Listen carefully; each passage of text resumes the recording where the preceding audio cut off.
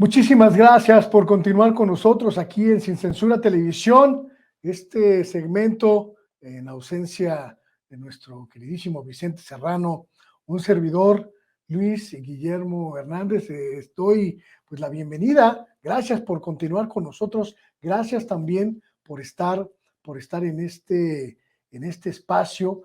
Y mire, hoy con un lujo particular, un lujo personal, que es el poder platicar con uno de los compañeros, colegas, periodistas a quienes más respeto, a quienes más admiro por su consecuencia, por su congruencia y porque ha logrado crear una carrera impecable donde lo que más abunda es la villanía y la indecencia. Un periodista con el que estábamos haciendo cuentas en la primera toma de esta entrevista, que nos salió mal y que tenía problemas técnicos. Nos conocemos desde los 90, cuando estábamos allá en el periódico Reforma, no era lo que hoy es, y desde entonces pues hemos ido caminando muy en paralelo, a veces nos cruzamos en las carreras, en los medios, y hoy me da mucho gusto volverlo a encontrar. Mi querido Paco Cruz, Francisco Cruz, un lujazo, maestro, tenerte aquí. Luis Guillermo, no, hombre, siempre va a ser un placer platicar contigo. Mira, ¿de cuántos años hablamos? 96, 97 para acá. Y tienes razón, nos hemos cruzado muchos. Hemos trabajado juntos en varios proyectos grandísimos, ciertamente, y seguimos aquí. Y tú sabes, lo que yo pienso de ti, yo lo he dicho al aire, Luis Guillermo. Remando contracorriente, Paco. Siempre. Haciendo, pero aquí estamos, Luis Guillermo. Fíjate que tenía mucha esa idea en la cabeza. Cuando uno como periodista tiene posibilidad de conocer el medio, pocos periodistas valen la pena y pocos periodistas se quedan en la línea de la honorabilidad. Por eso me da mucho gusto tenerte, Paco, esta noche para hablar de dos temas. El primero de ellos importantísimo, que es quizá lo que nos tiene a todos más en este momento interesados, lo que está pasando en la Corte, lo que está pasando en el Poder Judicial, este asunto de los fideicomisos, que es solo, Paco, una pequeña punta de un iceberg de corrupción, de privilegios que comenzaron justo allá en los años 90, cuando Ernesto Zedillo en el 94, 95. Diciembre de 1994 envió la iniciativa de reforma. Desde entonces arrastramos un poder judicial prácticamente monárquico, con una élite enquistada allí y con aparatos en muchos casos inservibles. Sí, mira, Luis Guillermo, regularmente ahora cuando nos referimos al Poder Judicial y a la Suprema Corte, los ligamos al narcotráfico, al crimen organizado, al privilegio de proteger a delincuentes de cuello blanco, pero la Suprema Corte es un hoyo negro de corrupción. Más que eso, mira, nada más hay que ver. Yo lo que digo es que hasta el 30 de noviembre de 2018, el Poder Judicial, la Suprema Corte, que es su principal rama, y el Consejo de la Judicatura funcionaron como un marranito, pero mejor recompongo la palabra, como un cochino en engorda, ¿sí? Eran el brazo operativo de la Presidencia de la República, el brazo operativo jurídico. ¿Sí? La Consejería Jurídica de la Presidencia era un cero a la izquierda porque tenían a todos los ministros haciéndoles el trabajo. Mira, solo hay que ver, por ejemplo, el origen y las reformas a la Constitución. Ellos eran el brazo operador de la Presidencia de la República. ¿Cuántas reformas constitucionales hizo Enrique Peña Nieto? 155. Era un tipo ignorante, corrupto, incapaz, y nunca le dijeron nada. Le apoyaron todo. Apoyaron la guerra de Felipe Calderón. 110 reformas constitucionales. Jamás alzaron la mano. Aprobaron, poco antes de eso, aprobaron las reformas de Carlos Salinas de Gortari para desmantelar el ejido. Nunca alzaron la palabra. Hoy apenas están pidiendo que haya una investigación a través de la Fiscalía para investigar la guerra sucia. Cuando ya se murieron los principales actores, se murió Gustavo Díaz Ordaz, se murió Luis Echeverría, murió Fernando Gutiérrez Barrios, José López Portillo, y siempre fueron el brazo operativo y productor y protector de la corrupción de la presidencia de la República, de todos los desmanes. Así que no es solo el nexo con el narcotráfico y la protección a criminales, es que la corrupción va mucho más allá. Fueron el garante de la corrupción en este país, Luis Guillermo. Sí. Y en muchos casos esa garantía de corrupción estaba justificada por una interpretación a modo de las leyes, una modificación a gusto de las leyes y de los ordenamientos desde la Constitución hasta los reglamentos más insignificantes.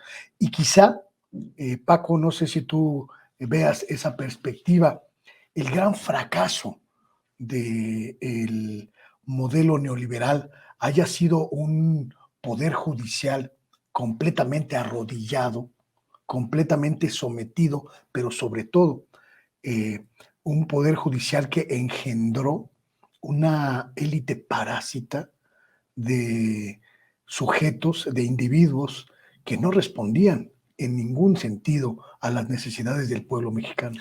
Mira, Guillermo, no solo que no respondían a las necesidades, a los avances que tenía la sociedad por aparte, esta sociedad dio muestras desde 1988 que quería cambiar, pero todos, el Poder Judicial validó el fraude de Carlos Salinas de Gortari y no entendieron a la sociedad, no la entendieron después, no la han entendido nunca y sí se gestan a partir de Miguel de la Madrid todo ese horror, todo ese hoyo negro de la corrupción que vemos. Mira, ha habido épocas, tú las conoces como yo, que la Suprema Corte o una élite de la Suprema Corte funciona y opera a través de los fideicomisos como un banco privado, claro, con ganancias, es decir, usureras entre ellos mismos. Ha habido casos de jueces que quiebran o van a la quiebra porque tienen préstamos usureros de un grupo, de una élite que se apropió de esos fideicomisos que hoy están en juego, ¿no? Claro.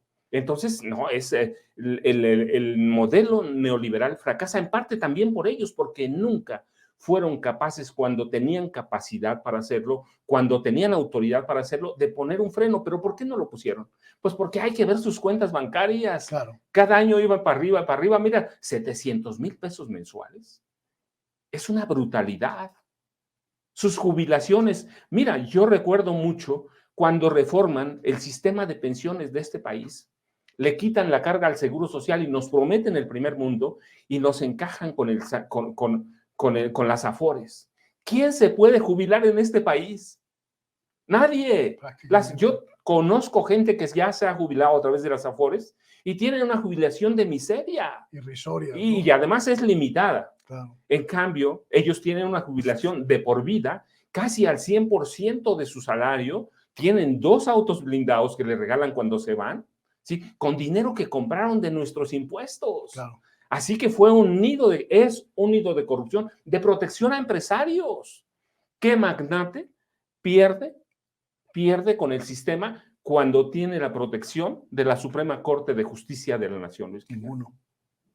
Prácticamente ninguno. ¿Cómo llegamos a este escenario?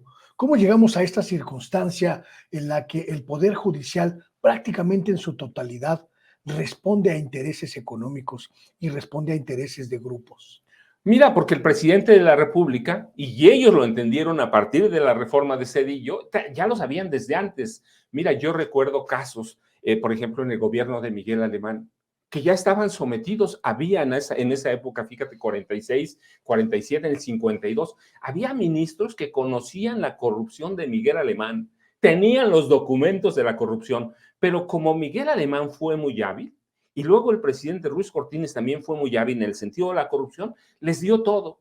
Así que los ministros aprendieron que ellos podían ser el brazo operativo sin tener que mancharse, sin tener que ensuciarse nada, y solo recibir dinero, y cada año cada presidente les fue dando más hasta llegar a los 84,000 millones de pesos, que tú dices, mira, ¿recuerdas en 2009, en el 11 de octubre de 2009, 44,000 empleados de la Compañía de Luz y Fuerza del Centro? De un plumazo fueron borrados. De un plumazo. Nadie dijo nada. Margarita Zavala, que ahora defiende a los fideicomisos, fue un brazo operativo de Felipe Calderón. 44,000. ¿Cuántos empleados tiene el Poder Judicial? 55,000. Ujú. Hoy los defiende todo el mundo, pero en esa época 44,000 empleados. Pero además, la Suprema Corte, el Poder Judicial validó el saqueo a las instalaciones de la Compañía de Luz y Fuerza del Centro. ¿Sí? ¿Cómo llegamos a eso? Pues porque aprendieron siempre que eran impunes, que si servían al Poder Ejecutivo, que si lo servían, ellos iban a engordar como marranos. Y yo digo, eran marranos en engorda, Luis Guillermo, hay que ver toda la clase de porquerías que hacían, que hacen, ¿sí? Y el 30 de noviembre de 2018, de pronto descubrieron que pueden ser independientes. Claro. Cuando vieron que se les agotó aquel marranito, que ya no iban a engordar tanto, descubrieron que eran independientes. Y claro, también descubrimos nosotros, que ya lo sabíamos y lo hemos documentado en otras ocasiones, que pertenecen a grupos políticos definidos y que esos grupos políticos de Carlos Salinas de Gortari, de Felipe Calderón, de Enrique Peña Nieto, de Ernesto Zedillo Ponce de León, nos iban a proteger siempre y se iban a proteger con ellos. Sí, se hicieron un brazo político de la presidencia de la República hasta el 30 de noviembre de 2018. Así que llegamos aquí, ¿por qué? Porque descubrieron que la corrupción les daba más beneficios que atender a una población a la que tenían que atender, que es la que les paga a través de sus impuestos. Claro. Sí, se hicieron políticos también, y porque cometió Zedillo una serie de errores que fueron a propósito, ¿va? Sí, nunca propusieron elegir a los jueces, a los ministros, a los magistrados, como se elige a cualquier otro servidor público. Sí, se fueron muy cómodos y comodinos. Sí, el presidente de la República siempre tenía la última palabra, y ellos se hicieron, para mí fueron siempre la consejería jurídica del presidente. A veces me daba la impresión de que ellos dictaban los cambios constitucionales, así van a ser, y cuando llegaban los asuntos a la Suprema Corte de Justicia de la Nación, ya estaban todos arreglados. Ya estaban planchados. Ya estaban bien planchaditos, así como llegamos con la protección que le dan y se hacen garantes, le dan al presidente y se hacen garantes de la corrupción de este país. Coincido mucho contigo en esa visión porque creo que el modelo neoliberal, Paco, encontró una fórmula perfecta para llegarse a alianzas. El dinero público, ¿no? Suministrar el dinero a manos llenas a las organizaciones no gubernamentales, a los medios de comunicación, a los jueces, a los magistrados, a los políticos, es decir. Y a los empresarios, mira, además casta, de que ¿no? Los protegen, los empresarios, mira, yo recuerdo mucho hace años, cuando estábamos todavía en Reforma, hice un trabajo con otro amigo, con Marco Antonio Durán, en el que descubrimos que cada año le perdonaban a los empresarios 600,000 millones de pesos. Claro. De la nada. Claro. De la nada. Y esos eran perdones que venían desde José López Portillo, porque no quería enfrentarse con ellos, así que les empezaron a hacer un perdón fiscal, perdón de una deuda, perdón de otro. Entonces, el dinero daba para la corrupción de los políticos, de los líderes partidistas, pero también de los empresarios, claro, de los jueces, de los magistrados. Es decir, el dinero les dio a ellos todo, todo. Mira, nada más hay que verlo. Sí, el gobierno de Felipe Calderón recibió, con documentos de Hacienda y del Banco de México, recibió 400,000 millones de dólares por la venta de dólares, por la venta de petróleo, Luis Guillermo. ¿Y qué hay?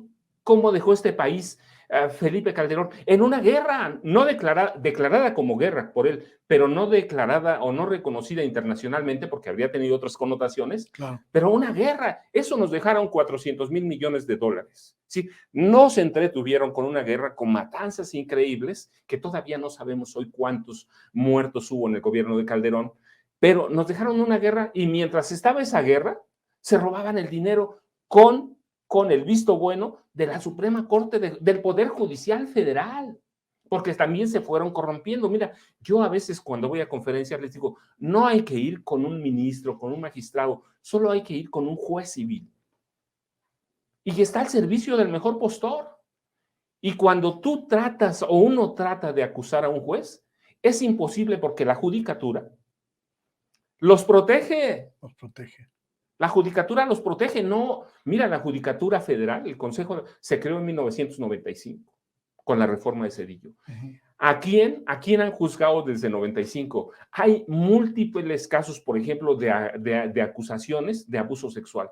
Solo uno han rescindido el contrato de un juez federal, solo uno. Y de ahí la judicatura puede castigar severamente, puede despedir literalmente a magistrados, jueces o ministros. ¿A quién lo hace? Mira, nunca. Ellos han recurrido a medidas muy leves, aunque pueden hacerlas graves. Lo que hacen es que nos engañan, dicen ya corrimos a tal juez, pero por ejemplo en Puebla, y vas a Baja California y ya está. Solo lo reasignan y nos engañan con eso, ya no está uno, no va. ¿Por qué? Porque no tenemos acceso a la información del Poder Judicial, porque es secreta, ellos lo controlan. Pero vas, cuando tiene problemas un juez, un magistrado, lo cambian de adscripción. Yo conozco casos múltiples que cambian, por ejemplo, de Chihuahua a Tamaulipas. Acá los encontraron con nexos con el narco y los cambian cuando los descubren. ¿Pero por qué se hacen? Porque son lo mismo todos. El que no recibe dinero del red. La misma red. Es una red. Y el nepotismo, eso está bien documentado. A la orden del día, ¿no? Claro. Entonces, ¿qué hicieron? Descubrieron con Miguel de la Madrid que podían hacer todo, sin ensuciarse aparentemente las manos hasta ahora que se ventilan esos asuntos. Así que el neoliberalismo nos trajo no solo el empobrecimiento de la población en general, que a eso se reduce. Podemos buscarle 1000 definiciones al neoliberalismo, pero se reduce ¿a qué? A la creación de magnates o de grupos de magnates. Sí, con Miguel de la Madrid teníamos uno. ¿Recuerdas los Garza Sada de Monterrey? Hoy tenemos cuántos después del neoliberalismo. Y al empobrecimiento de la aplicación de la ley, claro, de la administración de la justicia. Es decir, hubo una pobreza en todos los sentidos, pero nunca lo descubrimos porque nos tenían bien controlados. Recuerdo muy bien cuando la reforma aquella del Poder Judicial, se hablaba de que el Consejo de la Judicatura iba a ser pues el gran organismo rector y vigilante del Poder Judicial, que la designación, la remoción de jueces, de magistrados, iba a contar con un organismo pulcro, limpísimo, Paco, que no iba a dejar ninguna duda, porque se trataba, decían en ese momento, del paso más trascendental en la transformación del Poder Judicial mexicano desde su constitución. Y al final descubrimos que es una entidad prácticamente inútil en casi todos los sentidos. La función que tendría que cumplir, la función de revisar, la función de supervisar, la función de dar trámite a quejas y denuncias, prácticamente está inoperante. Mira, Luis Guillermo, no solo inoperante, también se corrompe. Yo te decía, ellos son los responsables de asignar o remover a los jueces. Así es. Pero yo, o todos hemos descubierto que de pronto viajas a un lado y ese juez ya no está, pero viajas a otro y allá se encuentra. ¿Sí? Los castigos no existen. Lo que existe es una componenda para reasignar plazas, para tapar asuntos y para protegerse unos a otros. Entonces es una red de protección de corrupción, de protección de asuntos escandalosos, en los que nadie puede intervenir, porque es un ente, es un poder verdadero, para eso sí es un poder separado, y eso se lo dio Zedillo, eso se lo dio, y se convirtió en un ente que destina miles de millones de pesos que se van directito a la corrupción. Claro. Claro. Decía esta mañana el presidente de la República, los jueces, los magistrados, los ministros, las ministras de la Suprema Corte son gente pues con el corazón endurecido, porque prácticamente viven en una burbuja donde no entra la realidad que vivimos el resto de los mexicanos, los millones y millones de personas que pagamos por sus privilegios, que pagamos por sus percepciones, y que esta especie de lejanía total, pues también ha significado un alejamiento de su función principal como garantes de la justicia y de la legalidad. Mira, Luis Guillermo, yo digo que son empresarios de la justicia. Wow. Son empresarios. Son además buenos empresarios porque se han enriquecido con eso. ¿Sí? Pero hicieron de la justicia, ¿qué? Un negocio. Salieron buenos para el business. Salieron buenos para el business, ¿sí? Y te digo, y además no es tan fácil entrar ahí. Ellos dicen, miren, tenemos una carrera, tenemos esto, hacemos toda una carrera, todos somos abogados, somos maestros, somos doctores. Sí, doctores y maestros del engaño. Mira, lo vimos ayer y en estos días con las protestas de los empleados del Poder Judicial. La gente no los quiere, pero como tú dices bien, no lo saben porque viven en una burbuja. ¿Quién de nosotros, quién no ha caído alguna vez en algún juzgado y sabe que ni siquiera defensores públicos tienen? O que esos defensores públicos sirven a los intereses de cierta élite del Claro, Poder Judicial. claro. Entonces, ¿qué hicieron?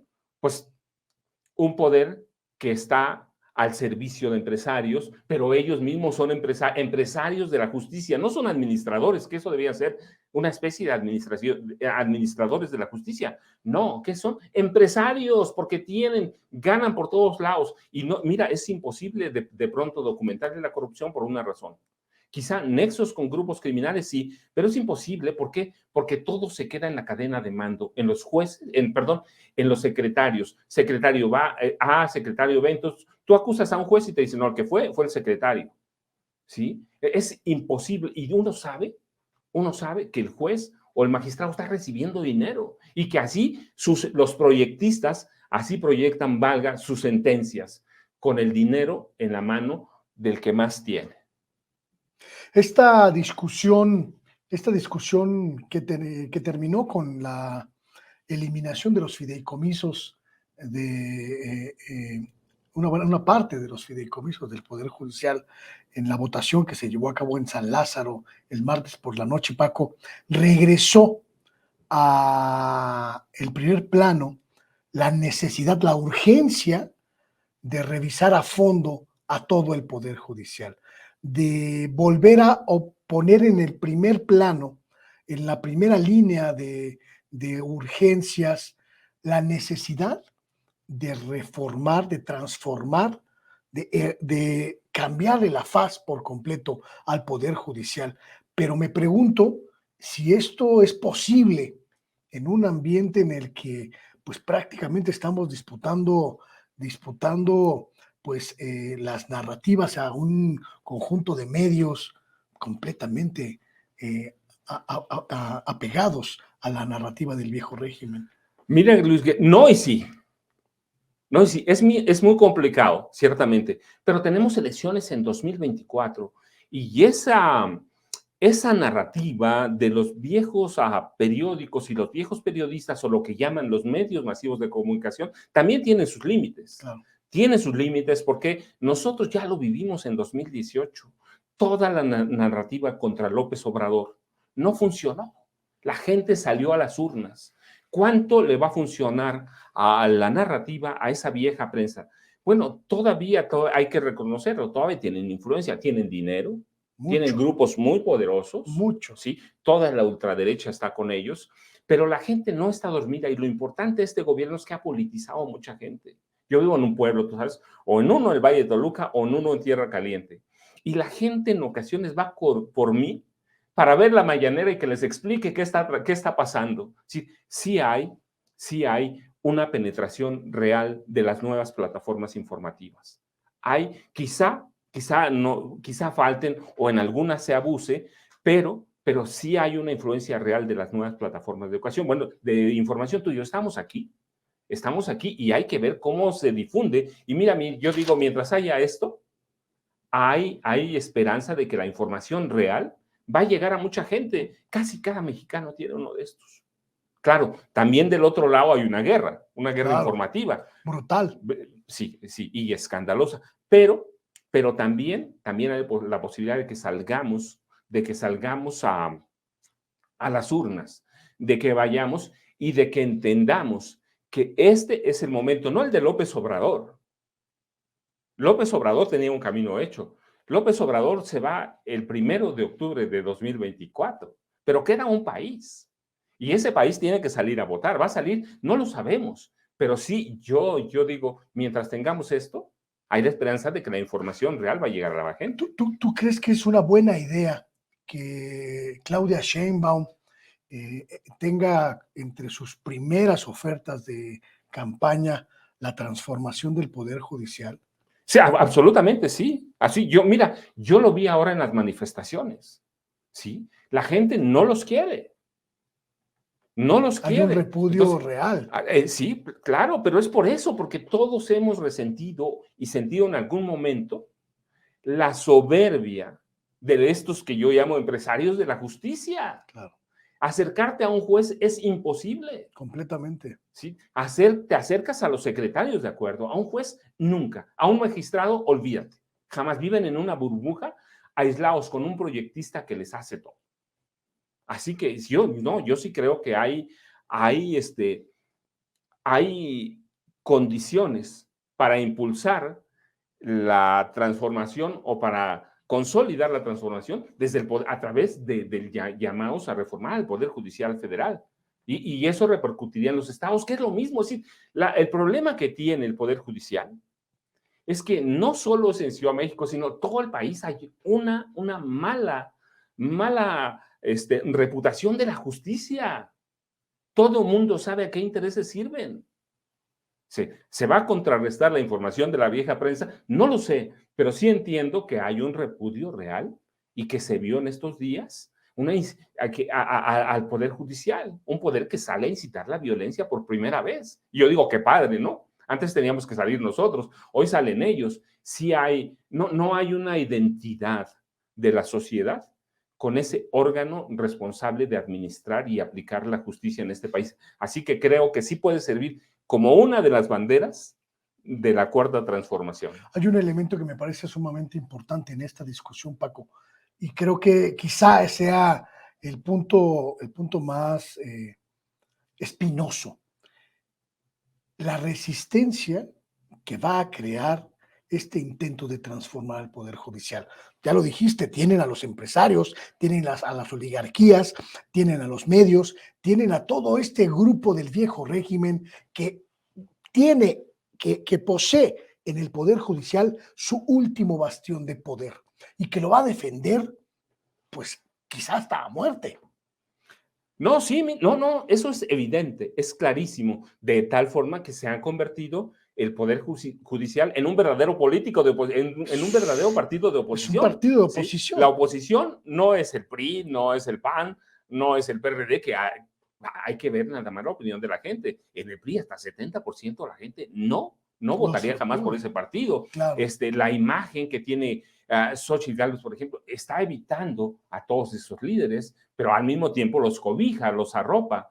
No, sí creo que, y estoy convencido, además las evidencias están ahí, que el Poder Judicial se ha convertido en un verdadero en un verdadero partido de oposición, en un partido Claro. político. Pero, ¿qué puedes hacer eso? Le falta un elemento que es clave en todo este proceso, la población. Ciertamente tienen dinero, tienen a los empresarios, pero eso los tenían en 2018, los han tenido estos 5 años y no han avanzado un ápice. Hay que ver nada más el mapa electoral del país. Lo vimos en el Estado de México reciente, lo vimos hasta dónde llegó su capacidad de influir. Ellos culpan al abstencionismo, siempre lo hemos tenido. El nivel de abstencionismo en este país llega a 40, a veces 50%. O sea, no es que perdieran porque la gente se abstuvo de ir a votar, es que antes tampoco votaba.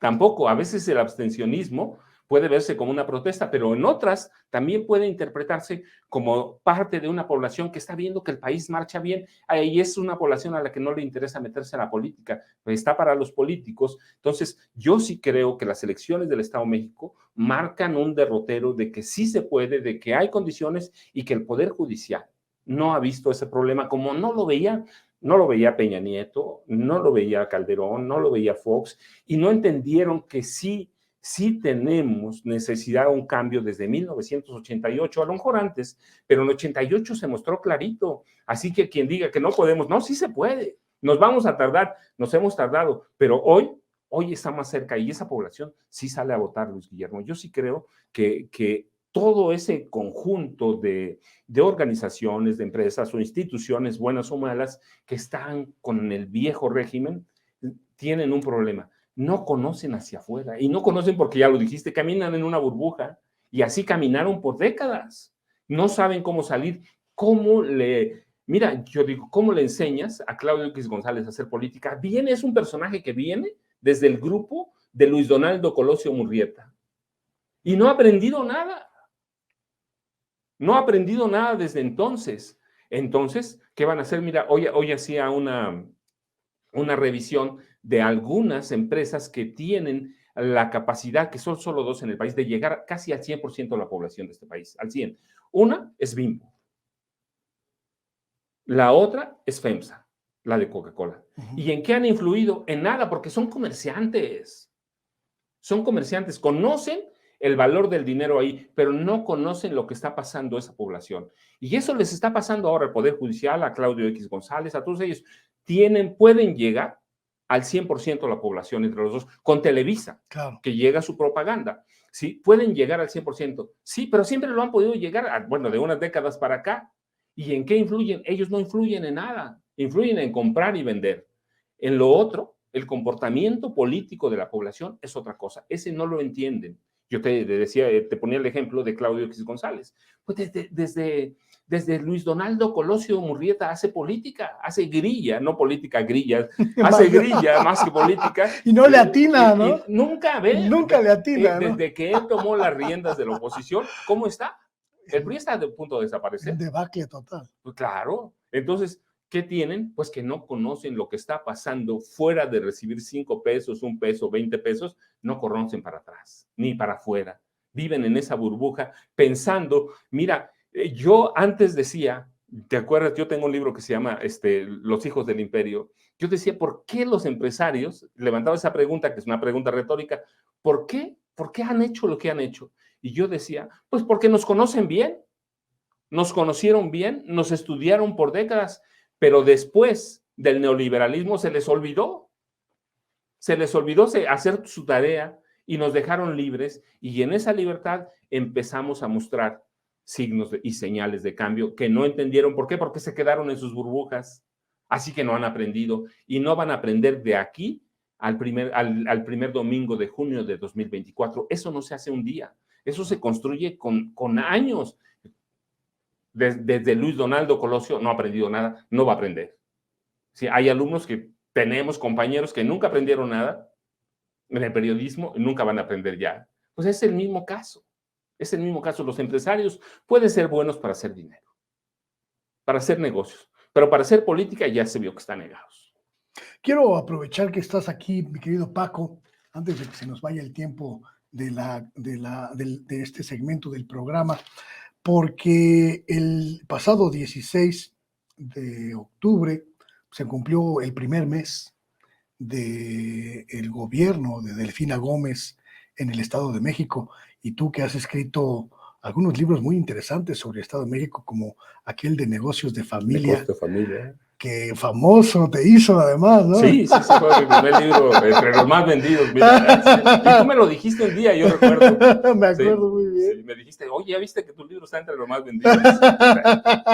Te mando saludos, Arturo Montiel, por cierto. Mira, sí, es la familia completa. Es la familia completa.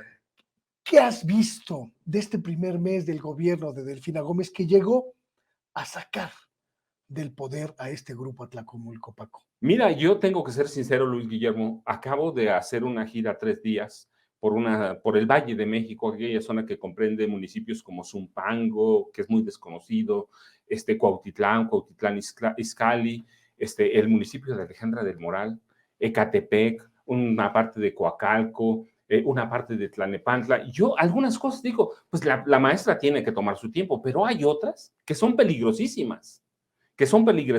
Hace 2 semanas empezó el Cártel Jalisco Nueva Generación, una campaña de aniquilación. Yo te mostraba hace rato que son cosas que no mostramos en Sin Censura, que me entregaron de mano fotos, por ejemplo, de descabezados. Hay una ejecución de un tipo que dices, es una sí, pero por la forma que le hicieron y el mensaje que mandaron, más de 100 disparos de un arma de guerra.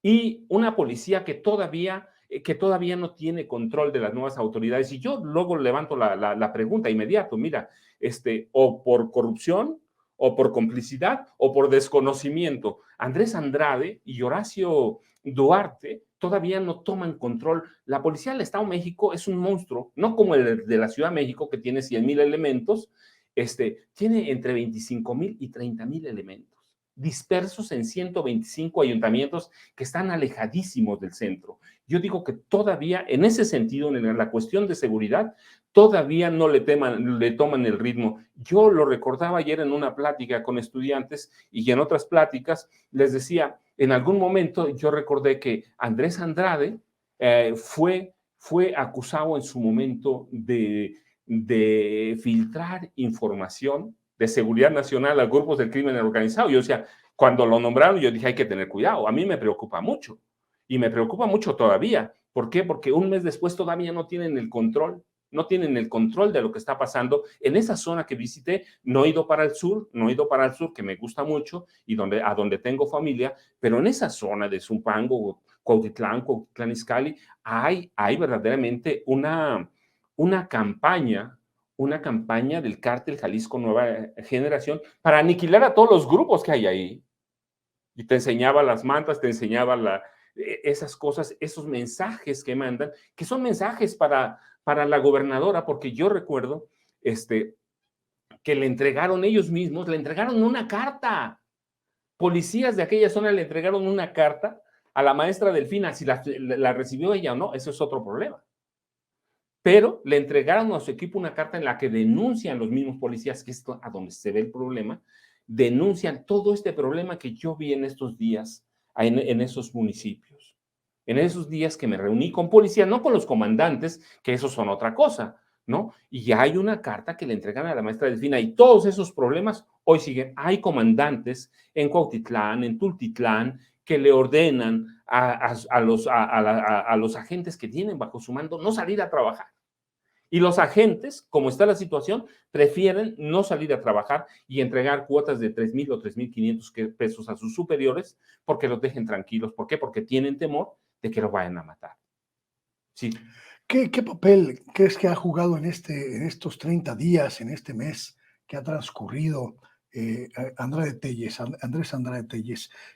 Creo que la tarea de reestructurar la policía del Estado de México es quizá pues la más titánica de todo el país porque implica una profundísima corrupción, esta dispersión geográfica de la que haces referencia, pero también pues una serie de valores enquistados por décadas en esa corporación. Por décadas, y mira, déjame decirte, además que es una corporación que tiene bases que forjó Genaro García Luna. Así que para que tengas una idea, hasta el 20 de septiembre de podrido 2000, de lo podrido de sí, lo podrido, ¿no? Pero claro, hasta el 20 de septiembre de 2020, la secretaria de Seguridad Pública fue la mano derecha de Genaro García Luna, Maribel Cervantes Guerrero. Esa es la misma estructura que viene trabajando. No cambiaron comandantes, no cambiaron subdirectores, directores. El trabajo de Andrés Andrade Telles es pero titánico. Yo decía, ojalá no sea colusión, pero yo lo pongo sobre la mesa porque siempre digo, no hay que dar luz verde, y menos en un estado cuya policía ha trabajado por décadas de la mano de la corrupción. Recuerda, en algún momento salió de ahí el hombre que era considerado el peligro más grande de México, el enemigo público número 1, ¿sí? Bandas de secuestradores, de todo. Entonces, yo digo que todavía no le agarra el ritmo, todavía no entiende cómo funciona ni opera el Estado de México y todavía no conoce a toda la policía, no conoce siquiera a toda la planta de comandantes. ¿Crees que esta dinámica de las mesas de coordinación para construir la paz, que es creo yo, la principal apuesta del gobierno de Delfina, puedan ser eficaces tomando en cuenta el reto colosal? Sí, pero mira, yo lo he dicho, no ahora, lo dije meses antes, desde mayo de 2022, cuando vislumbraba que Alejandra del Moral Vela iba a ser la candidata del PRI, y lo dije abiertamente, ella va a ser. Yo lo que digo y sostengo desde entonces, es que urge una reorganización de la policía, pero regionalizarla bien. Es decir, no puedes enviar a un policía que hoy está en Tlalnepantla, pasado mañana, a Tejupilco, por ejemplo, que tienen problemáticas distintas, que son grupos distintos, dicen, lo hacemos para mover, para evitar el enquiste o la corrupción de los comandantes. No, no puedes hacer eso. Tienes que regionalizar a la Policía del Estado de México, entendiendo las problemáticas de los municipios del Valle de México, que es una dinámica distinta.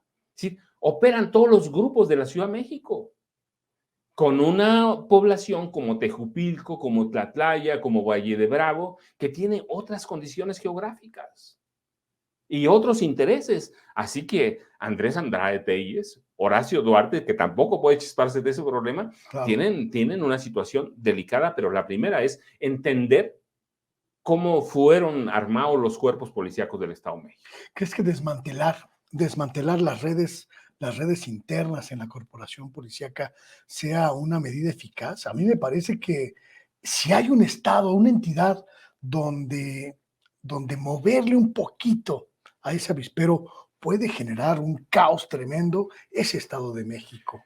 Pues mira, lo tienen que hacer. Así como hablamos de la necesidad de reformar al Poder Judicial, pero desde abajo, desde las raíces, la Policía del Estado de México tiene que ser reformada también así. Claro, tiene que hacerse con tiento y tiene que hacerse con conocimiento de causa. Si tú vas a hacer una regionalización y vas a despedir, digamos, a todos los policías que operan en una zona y no entiendes cómo funciona y no tienes quien lo reemplace, va a ser un avispero de violencia. Claro. No, yo creo que sí puede funcionar, pero tienen que entender las condiciones de cada región del Estado de México. Del Valle de Toluca no es lo mismo que el Valle de México. Claro. Entonces sí creo que funciona, creo que tienen que reorganizar a toda la policía, pero les va a llevar tiempo. ¿Cuánto tiempo les damos? No, mira, yo les doy para conocer bien y para que presenten un programa 90 días. Tienen 3 meses, porque además tuvieron los meses de campaña. Claro. ¿Cuántos meses tuvieron en campaña? Claro. Y segundo, no es gente desconocida. Claro. La maestra Delfina es originaria de Texcoco. Sabe perfectamente conoce lo que bien. está pasando ahí. Fue senadora, fue Claro. secretaria de Educación. Claro. Así que de pronto me preocupa, pero digo, tienen que tener de aquí a enero, febrero, para presentar. Aquí está el plan de reorganización policial. Este es el programa de combate a la delincuencia y a la delincuencia organizada. Es decir, tienen que tener, sí entiendo que tienen que tener un periodo de gracia, no es lo mismo estudiarlo en la campaña que llegar y decir, mira, tenemos a 30,000 policías y la corrupción opera así. No, que ya conocerlo adentro y decir, no, ¿cómo quito a estos cuates? El proceso de descomposición prácticamente generalizado en todas las estructuras del gobierno estatal, Paco, también hace muy difícil que los cambios puedan ser tímidos, puedan ser pequeños, tienen que ser radicales para que se noten, para que digamos, Delfina está gobernando. Pero además hay otra cosa que me parece que es muy importante, no sé si tú la consideres. Yo, desde el primer minuto del 16 de septiembre, ya considero que Delfina tiene un peso encima que es muy grande, no solo ser la gobernadora del estado más grande en términos electorales, sino también una figura que va a tener que consolidarse y comprobar que merece el título de líder de la izquierda de hoy. De la izquierda y de un Estado que está ansioso de cambios. Yo te decía desde 88, porque registro bien cada cambio político en el Estado de México. No, tiene que mostrarlo casi inmediato. Yo sé que tiene un poder judicial controlado por los legionarios de Cristo. A mí me queda claro, los legionarios de Cristo están muy metidos en el poder judicial del Estado de México. Esa fuerza está cañona, ¿sí? Y es un poder que controlan Enrique Peña Nieto, Alfredo del Mazo Maza. Si no es tan fácil, tienen enquistados también al Grupo Atlacomulco en el Instituto Electoral del Estado de México. Es decir, hay instituciones que van a estar controladas por ese viejo poder, por ese viejo grupo que era Atlacomulco, que ya desapareció, pero no va a desaparecer de la noche a la mañana. Claro. Sí, va a seguir respirando. Claro. Hay enquistados en el Colegio Mexiquense, en la Universidad Autónoma del Estado de México, ahí en Toluca, que es un nido de priistas. Un hervidero de priistas, ¿no? ¿Sabes? Ni se acerquen por ahí porque huele es un santuario de priistas. Ahorita huele a muerto ahí, Sí, ¿no? claro. pero es un santuario. Entonces, ¿qué vas a hacer? Pues sí tiene que tomar algunas medidas que tienen que verse inmediato. Y yo digo, 90 días, ¿sí? Y luego también tenemos que esperar a las elecciones. Creo que la maestra en ese contexto lo vi en la campaña, ha sido muy prudente y creo que hay cosas que no hace para no mover el avispero de aquí a las elecciones. Después de las elecciones, creo que la maestra va a mostrar, o está obligada a mostrar lo que tú dices, ese liderazgo que necesita la izquierda de este O sea, país. no me atrevo a decirlo, pero lo tengo que decir. Prácticamente es la primera candidata presidencial de 2030 en este momento. Como cada gobernador del Estado de México, Pues Luis por el Guillermo, poder que sí, tiene por el poder que electoralmente, tiene, ¿no? Es absolutamente. decir, y Delfina está obligada a demostrar que puede con esa tarea, ¿no? Que puede con esa y que puede con más. Por Lo supuesto. contrario, ahí se va a quedar. ¿Qué papel va a jugar Horacio Duarte? Porque lo vimos ya prácticamente desde el primer momento de este gobierno, pues devoró prácticamente por completo a Higinio Martínez. Mira, pues es también una tarea de él y la primera va a empezar por la seguridad pública. Sí, no se le puede delegar todo, aunque lo tenga, al secretario de Seguridad. ¿Por qué? Porque él es el responsable de la política interior. Tiene que lidiar con todos los grupos de la extrema derecha, tiene que lidiar con el PAN, tiene que lidiar con el grupo Atlacomulco, Uf. ¿sí? Pero también tiene y que con lidiar los grupos internos con los también grupos de Morena, internos ¿no? de Morena, claro, pero ahí va a mostrar.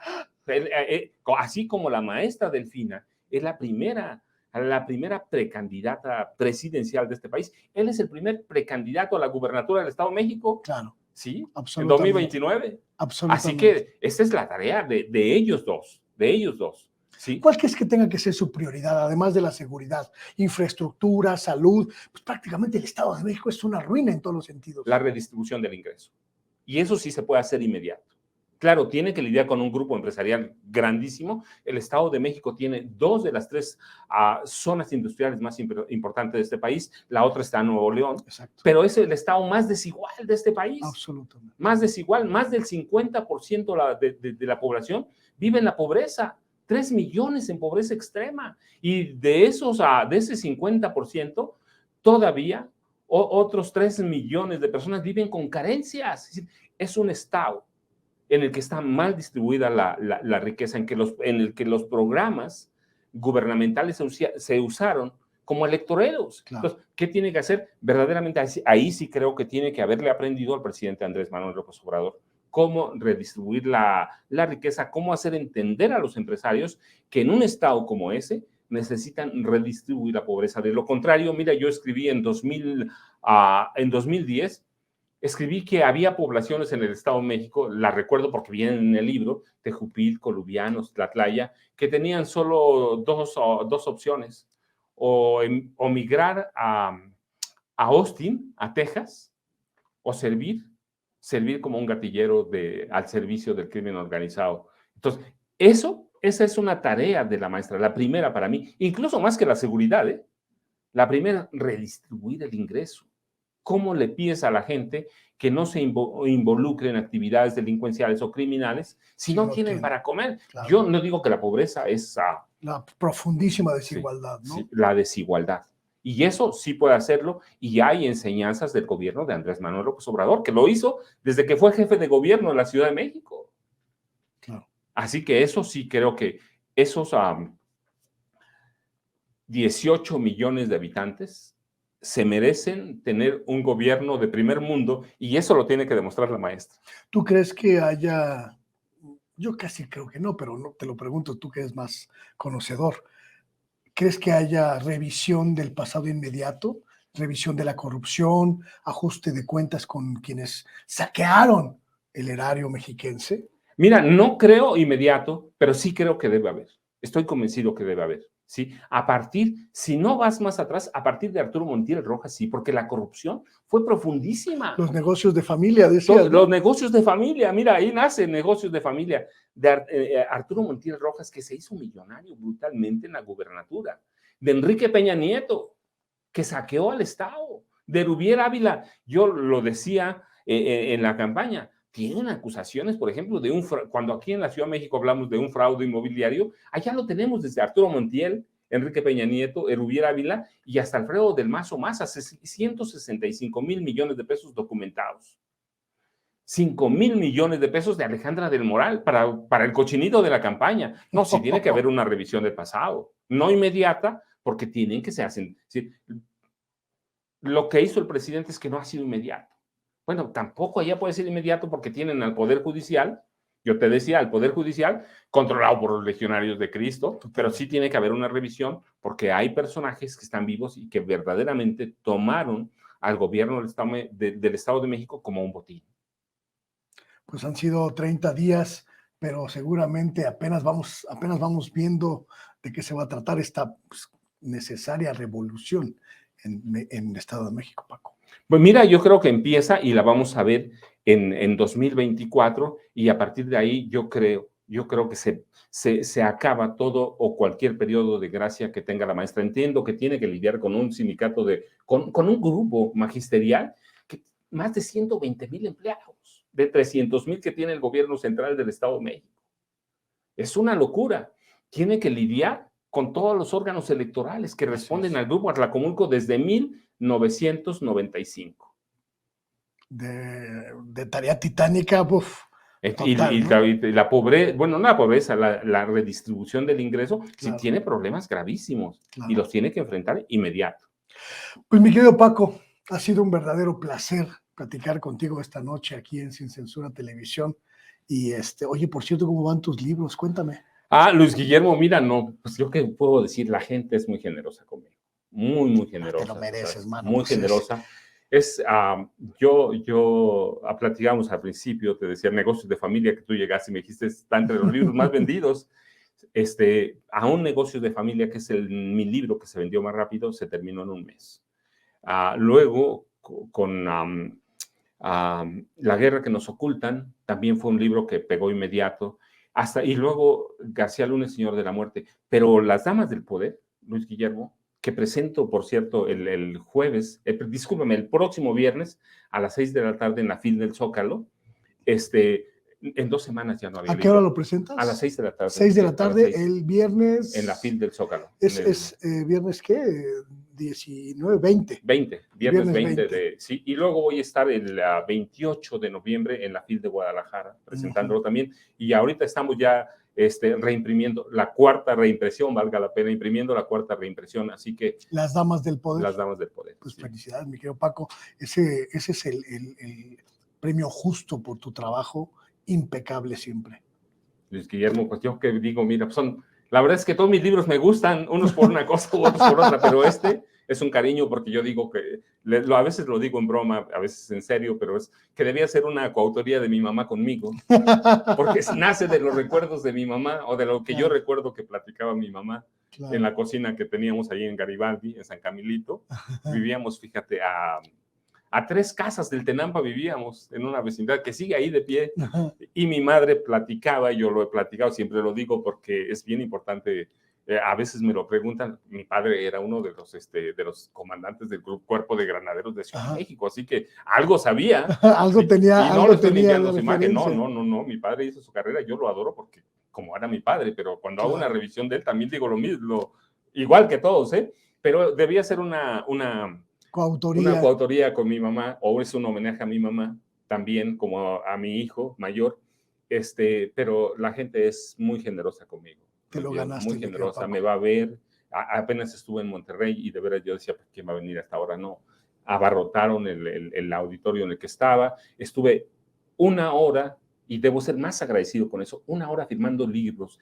La última persona que estuvo en la fila, 1 hora esperó para que yo le firmara 1 hora. ¡Wow! Así que debo ser muy agradecido. Absolutamente, te lo ganaste, mi querido Paco. Muchísimas gracias. No, hombre, Luis Guillermo, siempre es un placer platicar contigo, a donde nos encontremos. Muchísimas gracias. Y muchísimas gracias a usted que estuvo aquí en este espacio de Sin Censura Televisión, a nombre del titular de la emisión, de nuestro querido Vicente Serrano, su amigo Luis Guillermo Hernández. Le doy las gracias y le invito a que nos vea mañana desde muy temprano, muy tempranito. Toño Ruiz comienza las transmisiones, luego viene la conferencia mañanera, luego viene Vicente Serrano, y a lo largo del día la información, la programación que a usted le gusta. Así que aquí estamos y aquí seguiremos. Gracias, buenos días, buenas tardes, buenas noches. Hasta pronto.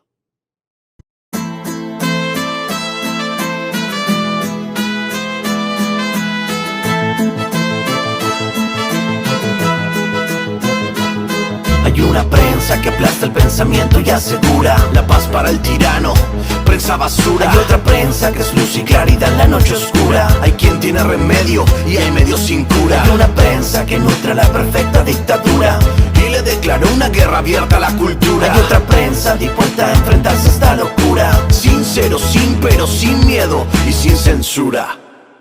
Hay una prensa sin vergüenza que dispensa ofensas a una masa densa que desconoce qué piensa. Si cambia de discurso buscando que no se note, porque no llegó la pauta, la payola ni el chayote. Corporaciones contabilizando acciones a la hora de esconder o pregonar sus posiciones, dejando trascender suposiciones, chimentos o pariendo mentiras sin ningún remordimiento. La libertad de prensa, la libertad de empresa, la libertad expresa de los dueños de la imprenta, propensa a dar batalla en pos de su codicia. A quien venga y dé la talla en la lucha por la justicia desquicia. Son mentiras, no noticias, pero hay otra prensa de verdad que no es ficticia. Hay otra prensa que es caja de resonancia del padecer del pueblo y conoce sus circunstancias, que entiende que el presente no da gracia, que entiende que la pugna es entre mafia o democracia, que extiende su mano y prende el fuego en el llano, enciende troyanos, tiende calor humano, sin caretas, profetas de la protesta, y el vil metal no los distrae de la meta. La cancha está inclinada y los recursos del poder para hacer que se transmita su discurso no tienen límite, siempre es el interés y la mano generosa del lacayo que los imite. Quien critique a esta máquina perversa sentirá balas de cerca, será blanco de sus fuerzas. Harán que se retuerza su estructura, si no alcanza seguirán por la censura. Fifi, cheto, fresa, presa de esa alma da cabeza, besa su alteza, profesan promesas de esas que sabemos pronunciar y no progresan. Me temo que vemos el mal supremo y decir la verdad se convirtió en deporte extremo. Son demonios demostrando su temor, el demos, el pueblo, su único bemol. ¿Será el sol que ilumine la comunicación o el Seol que confine a la persecución? Porque un pueblo que ignora no puede ser feliz. Una prensa y otra prensa, ¿cuál vas a elegir? ¿Cuál vas a elegir? ¿Cuál vas a elegir? Sin censura, Daniel De Vita en el micrófono. Doble D está en la casa. Hay una prensa que aplasta el pensamiento y asegura la paz para el tirano, prensa basura. Hay otra prensa que es luz y claridad en la noche oscura. Hay quien tiene remedio y hay medios sin cura. Hay una prensa que nutre la perfecta dictadura y le declaró una guerra abierta a la cultura. Hay otra prensa dispuesta a enfrentarse a esta locura, sincero, sin pero, sin miedo y sin censura.